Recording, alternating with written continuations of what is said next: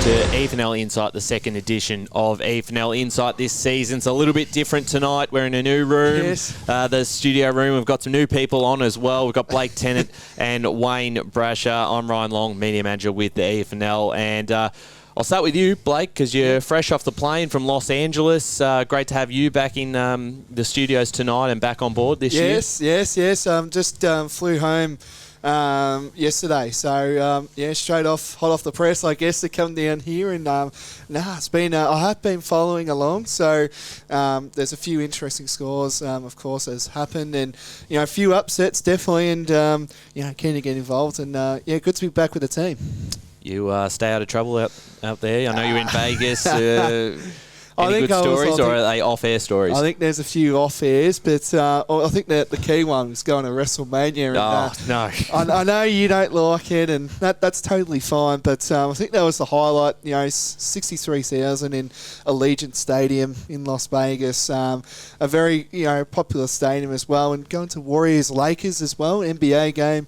I know how much you love your Warriors. Yes, they won today. Obviously. So you were part of the 124,000 that fronted for both nights, Blake? Yes, I was there. I was down the back though. So. Oh yes, I can imagine, because I was having a look at around the ring, and it was like a mosh pit, wasn't it? Yeah.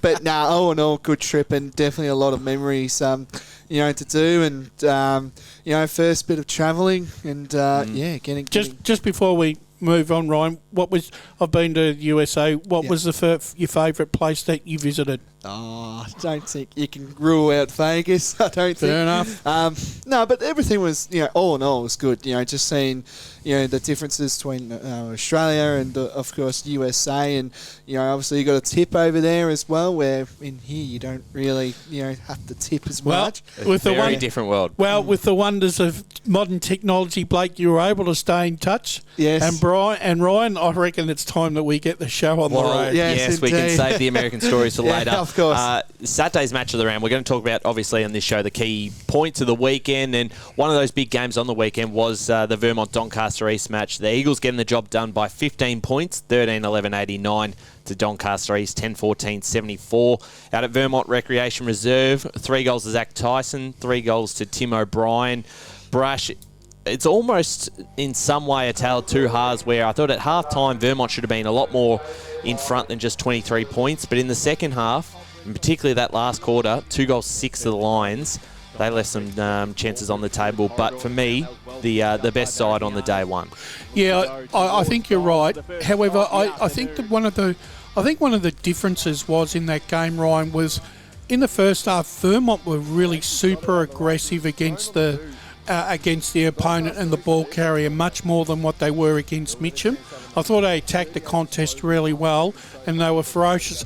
I think in that second half, I think their intensity dropped off. But that being said, Doncaster East had to respond. And look, in the overall balance of things, I look at what happened in that first half. There was 3 incidences of some undisciplined action by 3 very experienced Doncaster East players, which actually cost them goals. And there was also some skill errors out of their back 50 from the kick in, with Haswell and Dooman turning the ball over, Blake, and I think that also created an assist and a goal as well. Yeah. So they probably gave 3 goals away. Yeah, from what obviously I was watching it on the stream, but I felt like Doncaster East had the momentum in that fourth quarter. I think if you have a look at it, I agree how it went.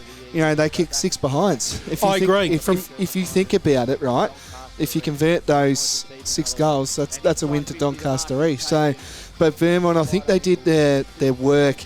I would say probably, obviously it's a quite sort of contest, but to have the margin and to win every break sort of thing.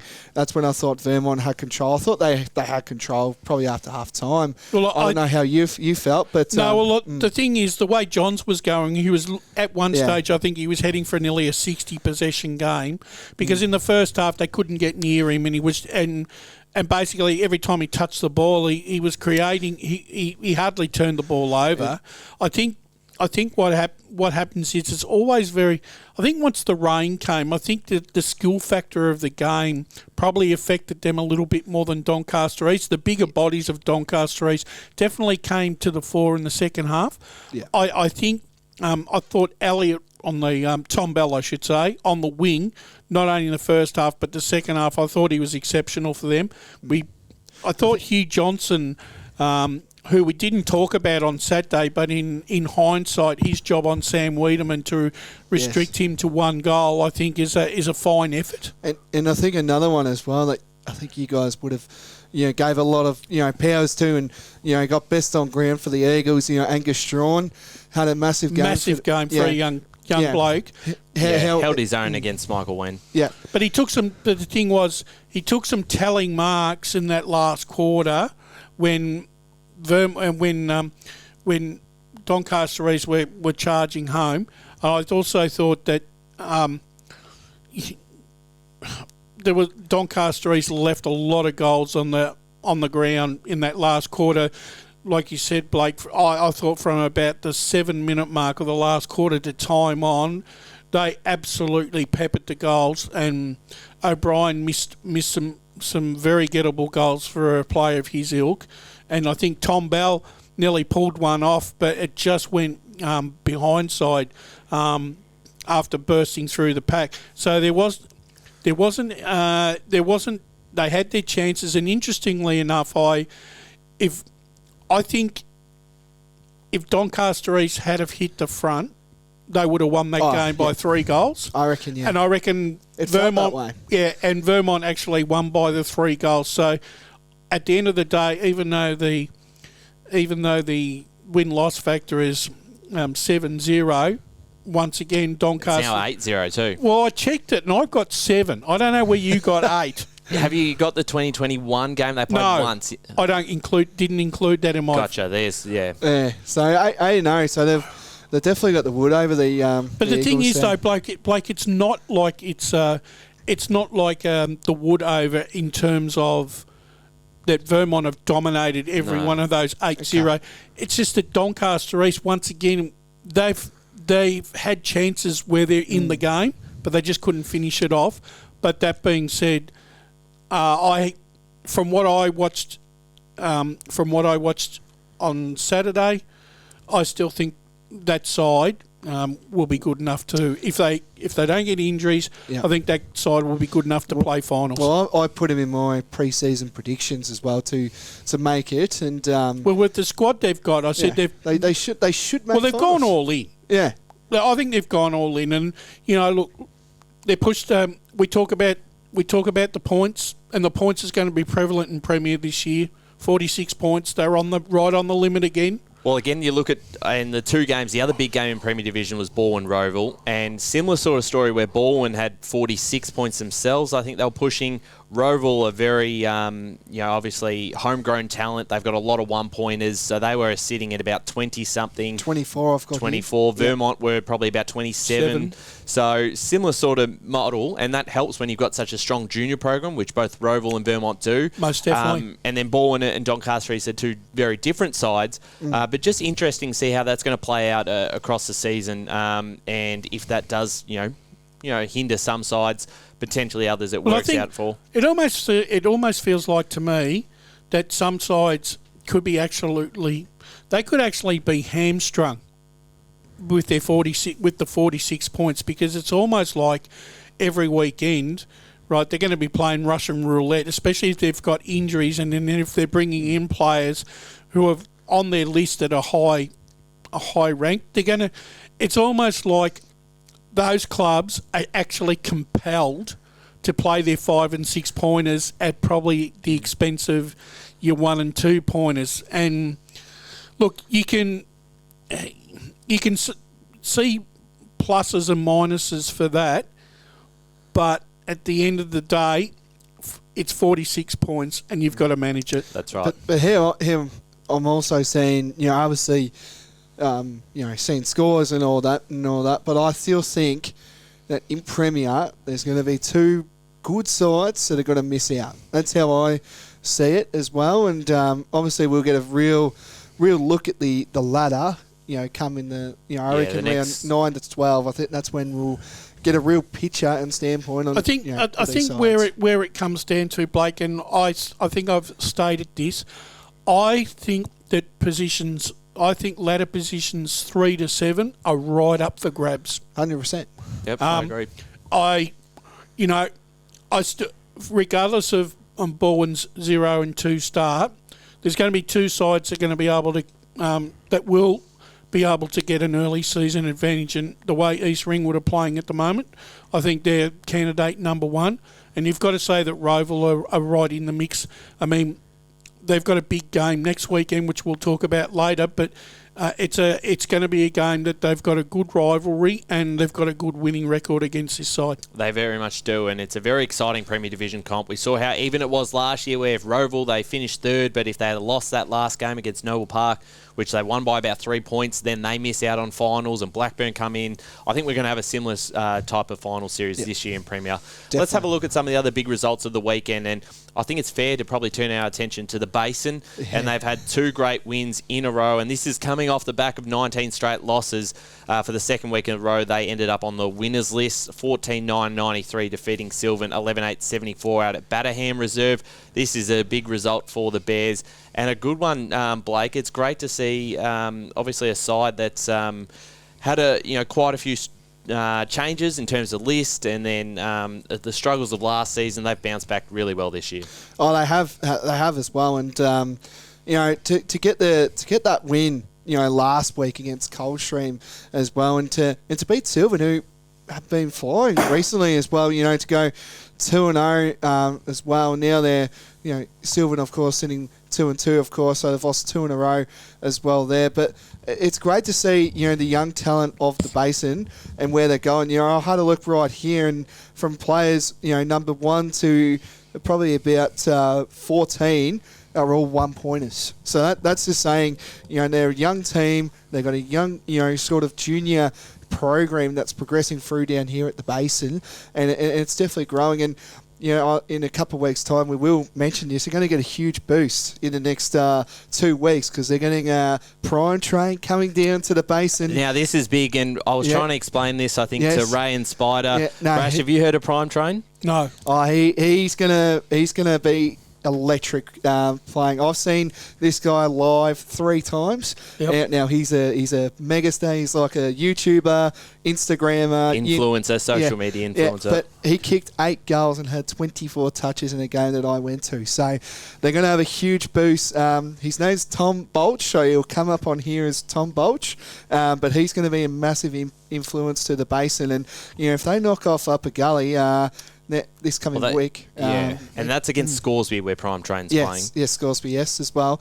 That could be another big boost. So, all things are ticking nicely for the Basin. Obviously, young side, 19 losses, as you alluded to, but to win 2 here, but you want to start banking, these wins early and then, progress through in the season. How have you summed up with the Basin so far, Brush? I'm going to be honest with you, gents. I sometimes struggle to really have an opinion or how to assess a side coming down a division in terms of the playing group that they've currently got. I didn't think at that particular stage when I looked at that Basin list that I thought that they were going to struggle in this division based on the fact that it is a very young side, and even though they were coming down a division, I just thought that maybe that some of these young men may not be up to scratch. But that being said, I mean, I suppose I look at Joel Perry, and I did say after their first win, they probably treat him like they got the Messiah up there because the Prince of Basin. Yeah, I'm really happy for them that they've come down and they've won the 2 games because for them, the game against Sylvan was a bit of a statement game because Sylvan were in not bad form and they got touched up by Knox the week before. So I would have expected Sylvan to respond. Bit of response, yeah. But it almost felt you look at that game and I looked at how that game progressed, and there was that third quarter where the Basin kicked those 6 goals, 6-1, I believe. Yep. And the thing is, the ability they would have been entitled to drop off, but they managed to still maintain the pressure, and I think that's an important thing. They were able to maintain whatever Sylvan were going to throw at them in that last quarter, and obviously Sylvan kicked goals, but I think that it was a statement win for them at such an early stage of the season.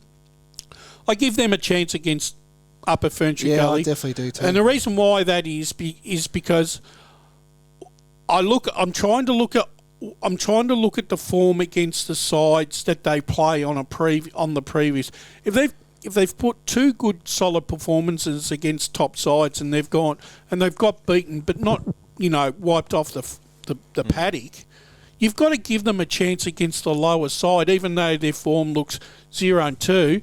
But you've got to take into consideration who they've played. And kudos to them. It's hard to win one game when you're trying to snap a losing streak, but they've won 2, and now they're undeniably a chance to win their third game. I couldn't agree more. I think this is really exciting for them, and we put our hand up when we're wrong, and potentially we might be wrong on this. We'll see how they play out. I think I was a bit wrong too with the Basin. Oh, look, I was always when they did win their first game, and rightfully so, they were entitled to say a few things because they did. They let us know. They keep us in check. When Matt Fody had them last back in 2021 when they played in the finals. So I think they got into Josh and at the end of the day, to be quite honest, I'm quite happy for people to. I'm quite happy for supporters of all clubs to challenge us because it keeps us on our toes too. I've got a few clubs as well that have definitely got into me. We've all got. Put it this way. You're never going to satisfy the 46 clubs, mate. Yeah. You just think about it. It's impossible. You're going to say something one week that's going to polarise you and say, oh, he knows nothing about it. And then the very week over, oh, he's a champion. He knows exactly what he's talking about. Yeah, but there's a side that we're going to touch on as well. We'll go through Division 2, of course. And I think it's an interesting one, Division 2, and if you look at the ladder right now, as it's plastered on the screen, having a look at the top 10, having a look at all 10 sides, if Mulgrave against Eastfield last week, and Eastfield were winning that game at 3/4 time, if that had have managed to hold on and beat Mulgrave, we would have been sitting at a ladder where everyone's won a game and no one has won more than 2 games after the first 3 rounds. That's how even this competition is. And Mulgrave, of course, came back in that last quarter and won that game and finished with a 20-point win over East Burwood. But it just shows you how tight this division is. I tipped 1 out of 5 in this division on the weekend. I think I got 2. Yeah, you might have had 2. A lot of us would have had 1 or 2, and that was because of the amount of upsets. And potentially that's just the way it's going to be in this division. We saw Heathmont lose to Ringwood on Friday night. Wanturna South came out of the gates, kicked 6 goals in a row to start the game and knock off Templestowe, who were previously undefeated. Croydon, who couldn't kick a goal in the first 2 weeks, end up putting Surrey Park to the sword. Lilydale have been super impressive. They beat the Waverley Blues. Good luck tipping in this competition. Yes. I think the 2 big ones, how I sort of see this as is my 2 biggest wins here. I'll say there's 3 big wins in this competition, actually. I think that the 3 big wins in Division 2 were probably, you would obviously say Ringwood. Obviously, 0-2. They've probably had 2, smashings, of course, from sides from, Surrey Park and Mulgrave.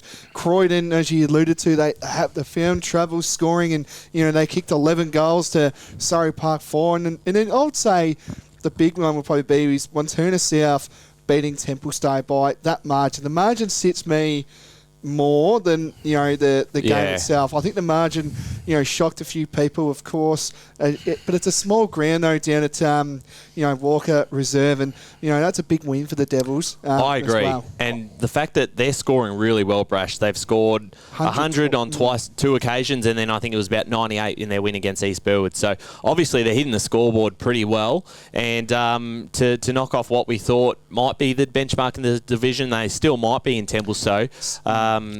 Super impressive. Yeah, look, I might go on a little bit of a different angle on this. One thing that I did notice, I think it was one of Surrey Park's lowest scores kicked in a game of football for the best part of nearly 2 years. I think we should not underestimate the performance of the Lilydale Football Club. That was a big win for them on the weekend against Waverley Blues. I don't think Waverley Blues are travelling as well as what they used to. And I'm still on the fence with regards to where I can fit Heathmont in at the moment.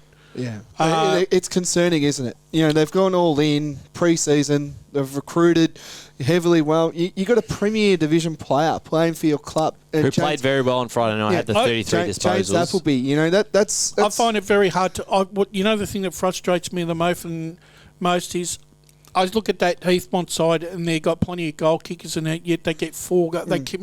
Once again, they get 4 goals, 2 or something. It's not good enough. They've got the best ruckman, you would say, in the comp. I don't know. Mitchin is up there as well.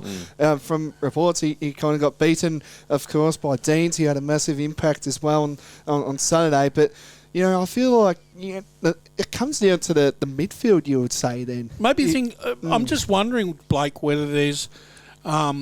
whether maybe with some players coming into that side, maybe there might be some positional avenues that Scott Hamill's still trying to work out, and what combination to put his best side. Because on paper, that side shouldn't be kicking four, shouldn't be. And I'm not taking anything away from Ringwood because they deserve to win, and their form on paper didn't look all that bad considering who they'd lost to in the opening 2 rounds, who we've just spoken about in glowing terms. But speaking of Ringwood, they did let me know about the win. Of course, that was the. How many messages did you get? So I think I got about 3. It's the usual 3 that do it every time Ringwood win. Obviously, not naming names, of course, but I did get a call from one of the blokes at 2:15 in the morning as well. So they were celebrating still big. It was 9:30 in American time.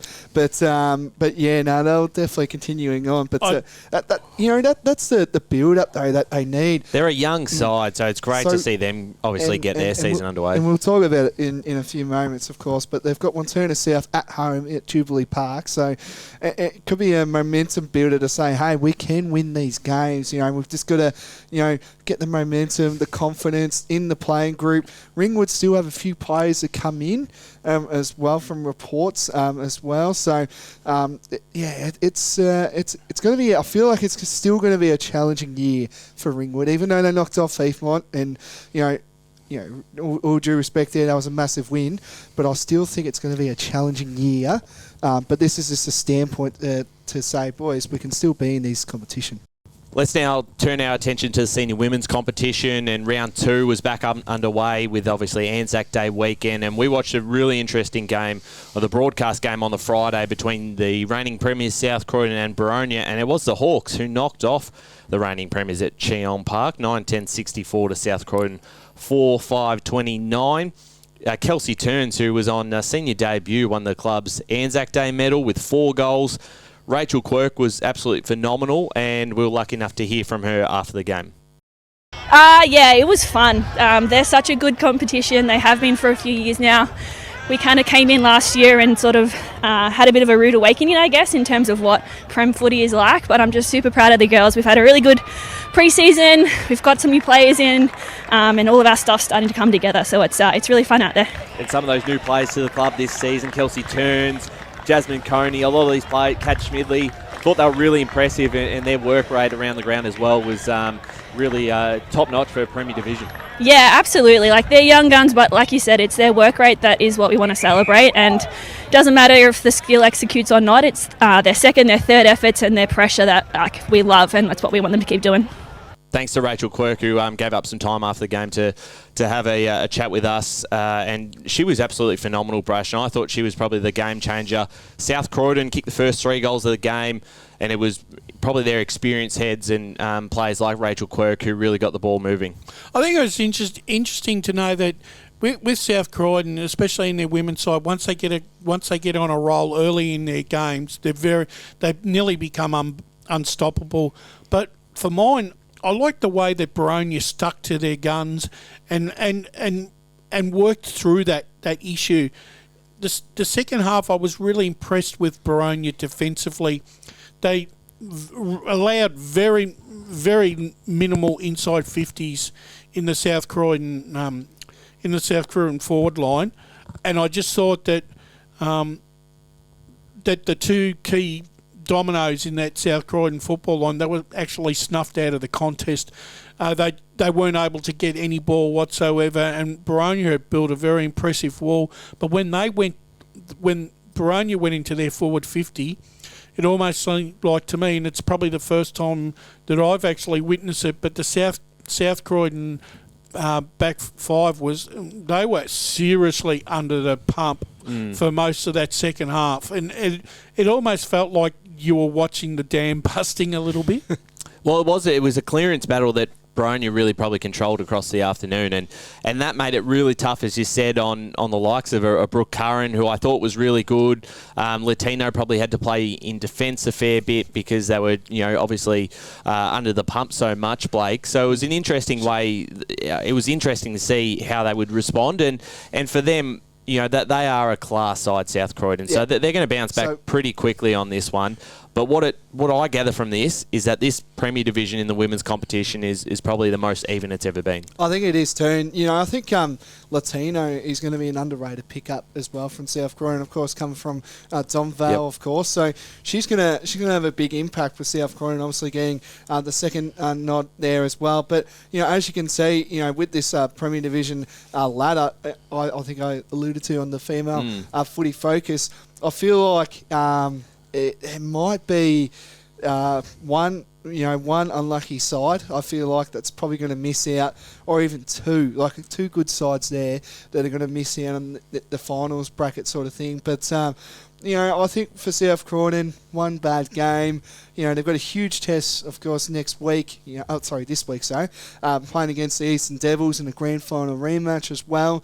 And for Boronia, what a start. 2-0. Yeah, so that's a great start for them. Good confidence, and without one of their better players in Rachel Slater, who didn't play Port Melbourne VFL duty. So, that's a good standpoint for Boronia. Well, absolutely. New coach too. He's a Sean ripper. Bunkle, who's Port Melbourne VFLW Premiership coach, and has obviously been first ever Premiership. Yes, absolutely, and been able to get some players in. And Scott Nicholas, who's done such a fantastic job with the women's program out at Boronia, he's still part of the coaching team. So that's probably a really good thing for Sean, who's obviously new to the group. He's had a lot of experience, Sean, as well. Yeah, absolutely. I think he was with when I was down at the Eastern Rangers. He was doing a little bit of coaching there as well, and I definitely think he's going to be a very good coach, and knows what he's coaching, which is good. Yeah, absolutely.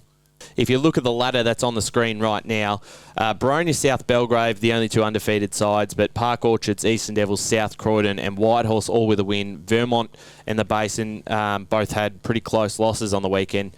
That is a very, very even ladder, and I really think this is the most exciting it's been for Premier Division in the senior women's competition, because anyone could potentially if you get to a final spot, I think anyone could win it from 3rd or 4th, which hasn't probably been the case in previous years. And there hasn't been a real dominant team as well. If you look back at the last couple of years, it's obviously been the Eastern Devils and all that sort of stuff. And South Croydon.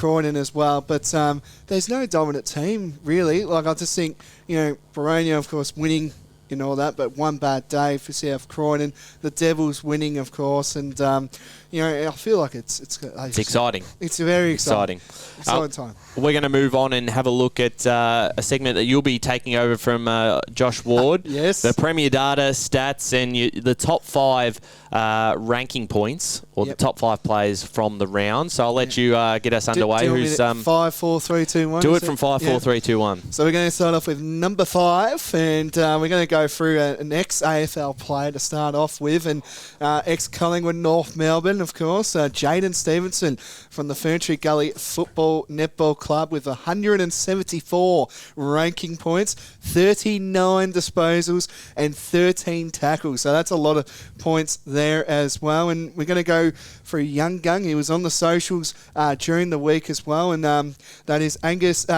Gervasoni. Angus Gervasoni, sorry. My bad there. Sorry, Angus, as well. But he had 178 ranking points there, 46 disposals. Jeez, that's a big day out. And 21. He's averaging 41 in the first 3 games, which is ridiculous. 21 contested as well. So that's big, and he's young too. I think he's 21, 22, so around that age as well. So, and another one we're going to go to is another ex-AFL player, Essendon player, Josh Begley, had a day out down there at Miller Park. He had 179 ranking points as well, 22 disposals, if you don't mind, and 16 contested possessions, and as I alluded to, 6 goals. So day out there, big day for the Hawks. I'm feeling their big flag, of course. Put Montrose to the sword, didn't he? He did. He tore him apart. 4 goals before half time. So I like the 16 contested possessions is out of the 22 is a very impressive stat. Yeah, and another one. Now, this one was a big one, having a look, doing a little bit, when Premier Data came out. Kieran Rice, he's flown under the radar, this young footballer from North Fringwood, of course, had 185 ranking points, 40 disposals. Now, before we get into another 2, had 3 goals too, if you don't mind,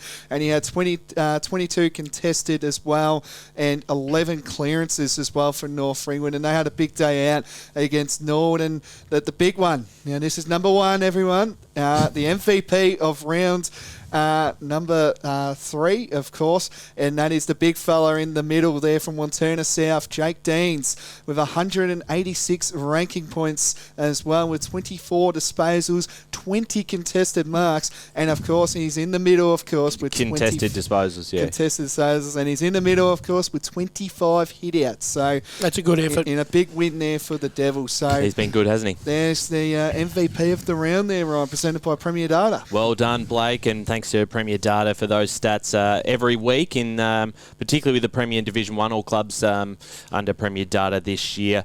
We've also got another segment that you're all going to run with, and I haven't authorised this. I don't know. Yes. I'm a bit worried about it. You've labelled it the Furnace. The Furnace, yes. The team that's in the hot seat at the moment, and I think there's 2 sides that are. So just explain this to the viewers who are watching at home. What is the Furnace? Is this this is sides that are under the pump? Yeah, under the pump. According to you, that needs to improve, and these 2 sides I'm about to read out have to improve this week, and of course the next 2 weeks, because it was a very an ugly day out for one side, but another side they've recruited well, and I'll get to it. And the first side that I'm going to allude to here is Heathmont.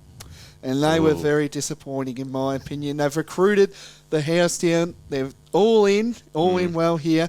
A home game on ANZAC Day where everyone's watching on a Friday night, and you only dish up 32 points.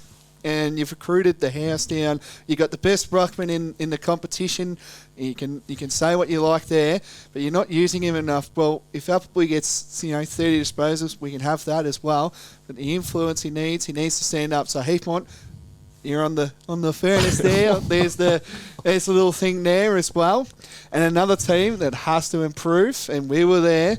And I think they need another harden up, and I've been on their case since the Premier Division pre-season podcast, and I'm saying it again, and I want to change it, is Doncaster East. Oh, come on. You're fair dinkum?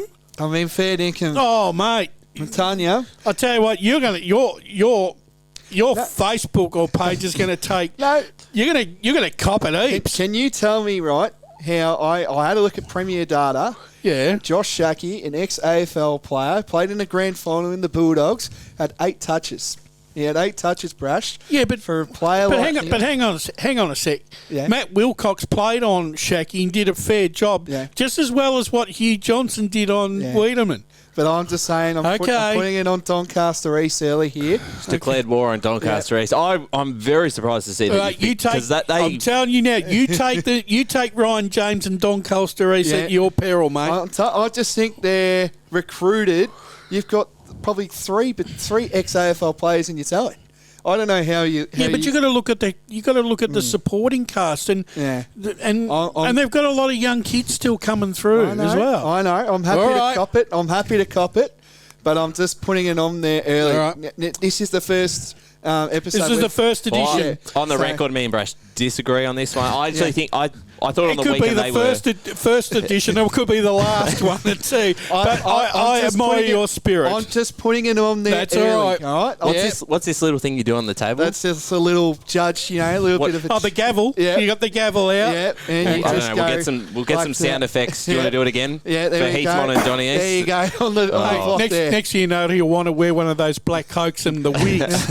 Now I know they were in the game against Vermont, but I'm putting them on there early. Right? You put them on notice, have you? Yeah, I'm not having a go at them. All that. I'm just saying early signs, early that they have to improve. I put Doncaster East in my. I've got them in the 5. I didn't walk away from that game thinking any less of them. Yeah. No, I didn't either. I just thought Vermont were really good. And they've got a very good coach too. They've got a very good coach in Ryan James as well. And they've recruited, as you know, the house down.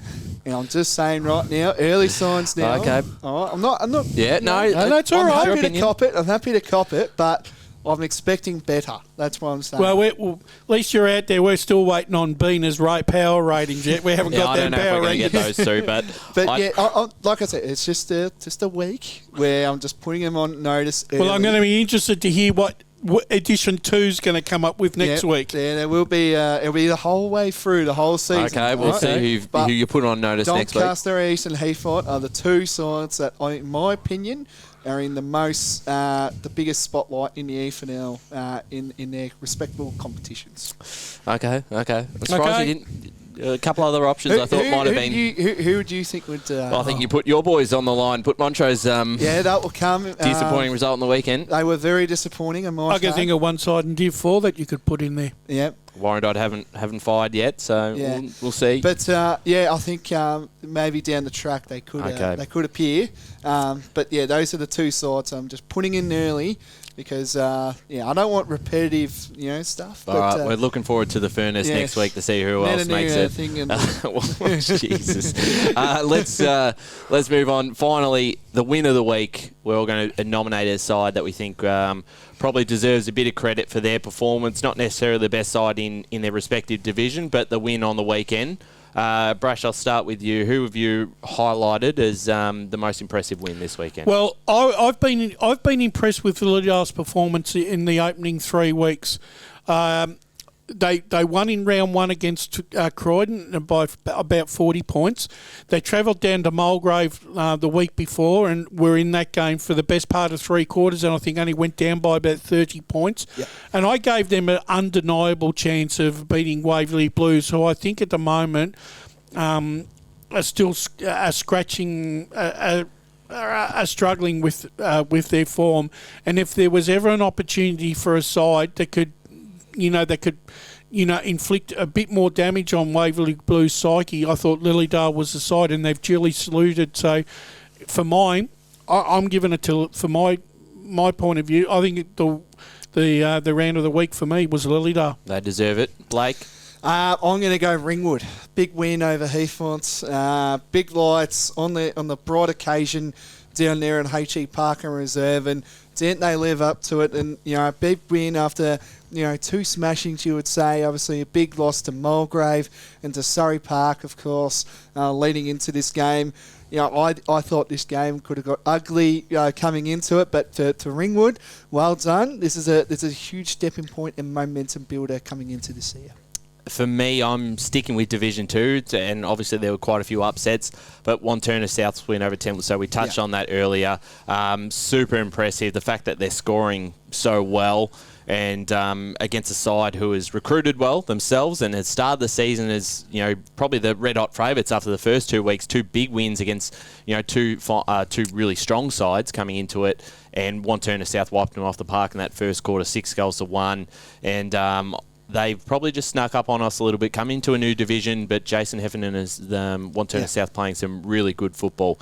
But that is it for us for tonight's EFNL Insight episode. I have to thank you both for coming in. Some good discussions. Yeah. Any complaints about the, what's it called? The furnace. The furnace. Please contact btennant at gmail.com or whatever your email is. Blake.Tennant, that's the Insta. But fantastic to have you in. Brash, of course, great to have you. It's been a busy start to the season. It has been. You certainly deserve a nice break this weekend. Yeah, look, but I'll still be watching. But, look, I think I said this to yourself and quite other few members, team members.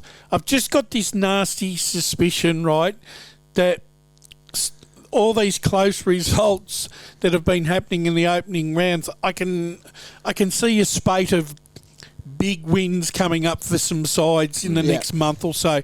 You can almost read the tea leaves here because the form lines are starting to really rear its ugly head. Blake, it's great to have you back this weekend, or this week, should I say, and I'm sure you're looking forward to getting stuck into it over the next few weeks. Yes, it's always good to talk football, especially with you two people, great people, of course, and interesting results I'm hoping for. A few upsets, which is also nice, and the tipping comp is definitely throwing a lot of headaches with wins not going our way. So it's exciting. I think it's one of the real closest season we've had, and in previous years, and really looking forward to it. I reckon the Oracle will be beating the whole EFNL media team at the moment. That's something we'll touch on Friday's podcast. You can catch all that on Spotify, the weekend forecast. And then, of course, the 2 match of the rounds on the weekend. Park Orchards versus Whitehorse out at Domini Reserve, and for the senior women's, and then the senior men's home Park Reserve. We are going to see Beaconsfield down and the Boronia. Coast. Down the coast. Yeah, interesting. Thanks for joining us tonight. We'll see you next time.